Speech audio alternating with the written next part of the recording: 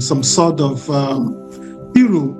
They see him as somebody that is coming in shining armor to rescue the African continent.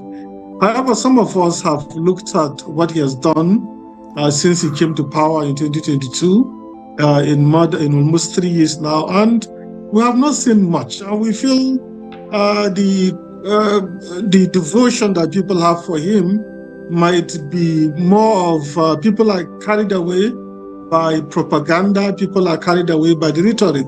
Yes, my people, as the halt, you don't have no. So out of all the problems Nigerians are facing, this Nigerian man came on air just to drag Captain Ibrahim Traoré, saying this man has not done to what people are expecting in Burkina Faso.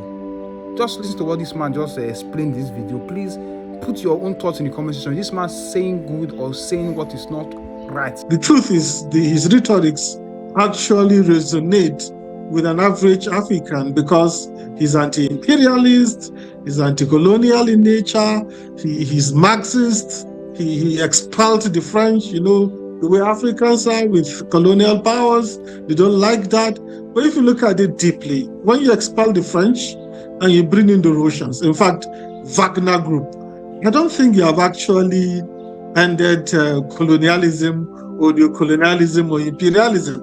You have only substituted one imperialist for another imperialist. And the truth is, countries will always pursue their interests no matter where they are. You feel maybe the French are malignant, you brought in the Russians. They are not benign too. They are there also for their own interests.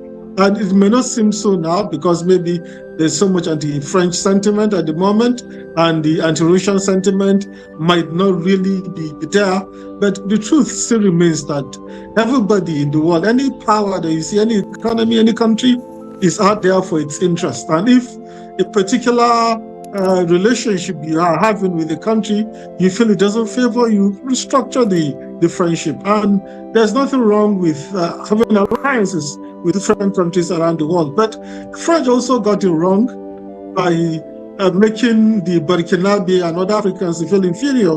I remember the French president went as far as saying that if not for them, all these terrorists would have overrun some of these countries by now, and he was complaining about the lack of gratitude from African countries. I think he went a bit far. He overstepped his bounds. He shouldn't have done that.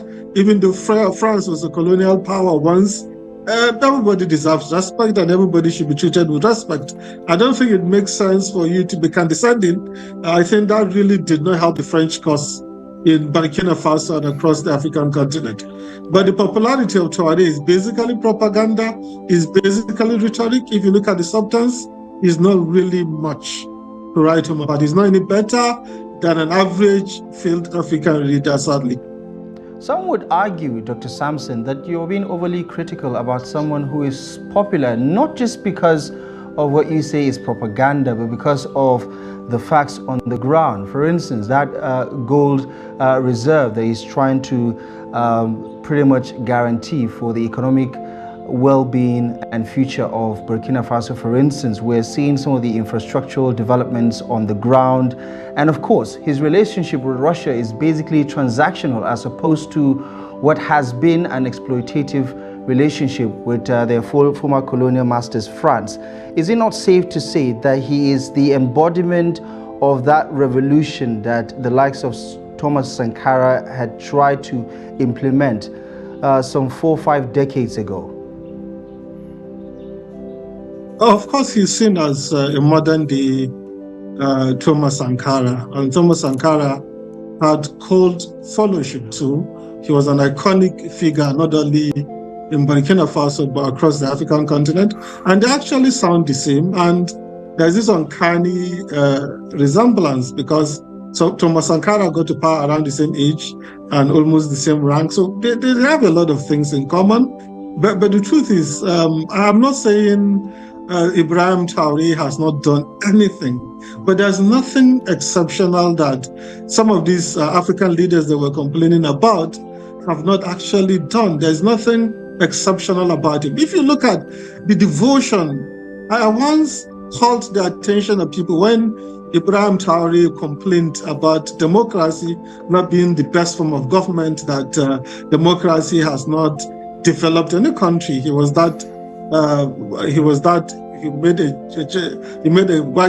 made a generalization that is not quite correct. And I tried pointing that out on social media, and all I got was just insults, abuses, and some people were even calling me a betrayer and so on and so forth. The truth is, I'm not saying he has not done anything, right? But if you look at it, why did they even topple the democratically elected leader in Burkina Faso, Mr. Kabore? Was because jihadis were almost taking over Burkina Faso. Then the Amoeba came, and they felt the Amoeba had betrayed that.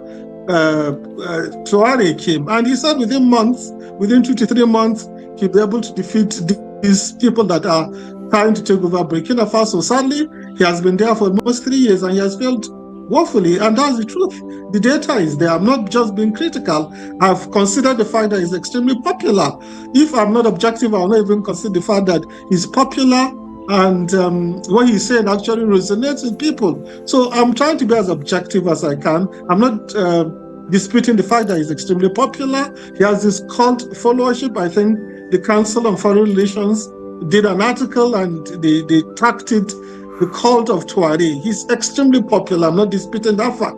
Even in Nigeria, many of the things are just propaganda. I know of a Nigerian, Nnamdi Kenneth, that has been churning out things in support of Traore, deep fakes, singing from Beyonce, claiming things that are not there. And the funny thing is that even educated people fall for this propaganda, and it's obvious that it's propaganda, right? But because of AI, it looks almost as good as the real McCoy. So I'm not disputing the fact that it's extremely popular, and the nationalization of the gold mines made him popular. Are they expelling the French because they felt many people in Burkina Faso and across the African continent feel the French are just exploiters? So I'm not saying all these things are popular, but I feel there's nothing that Traore has actually done to merit the kind of devotion, the kind of followership that he's getting. I don't think there's even one thing to show that he deserves the kind of devotion that he's getting from people. I feel it's more of the rhetoric. People are carried away by the rhetoric, and the propaganda is also really helping him to become better loved across the continent. Dr. Samson, given the track record of the French in Africa, their exploitation and undermining pretty much basically the economic welfare and well-being of their former colonies. 14 African nations, former French colonies, are using the CFA, for instance, as their currency, to the, of course, advantage of France. Some of their reserves are in France and all of that. We can spend the next 2-3 hours or even the whole night talking about